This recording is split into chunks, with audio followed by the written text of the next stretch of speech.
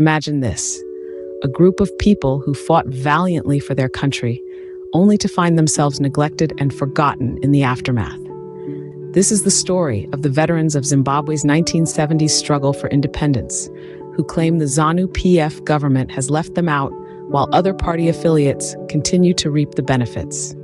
The Zimbabwe National Liberation War Veterans Association recently voiced their disappointment at the government's failure to honor its part of the social contract. Their Secretary for Information and Publicity, Frederick Ngombe, stated, "We are at a loss for words to articulate our disappointment at the government's failure to address our monthly pension payments, which are far below the poverty datum line."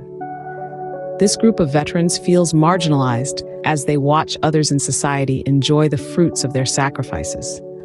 They note that while party loyalists, chiefs, and legislators have been gifted with top-of-the-range vehicles and other expensive assets, they have been left to struggle with basic needs such as food and school fees for their children and grandchildren.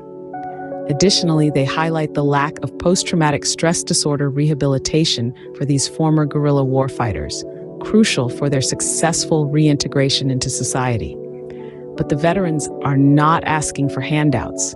Rather, they seek facilitation to engage in empowerment programs to become self-dependent and self-sufficient.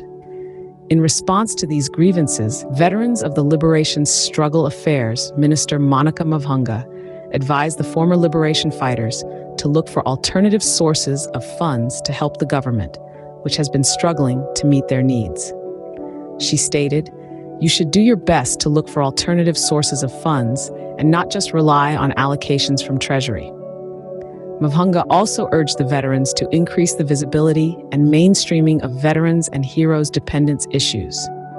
She assured that board chairpersons had signed performance contracts with clear objectives and targets aligned with the overarching goal of enhancing the welfare and economic empowerment of veterans and their dependents. To sum up, the veterans of Zimbabwe's struggle for independence feel neglected and marginalized by the government. Their grievances include inadequate pension payments, lack of basic needs, and insufficient rehabilitation programs. The government, on the other hand, urges them to seek alternative funding sources, while promising to enhance their welfare and economic empowerment. The question now is, will these promises be fulfilled, or will the veterans continue to feel neglected and forgotten? Only time will tell.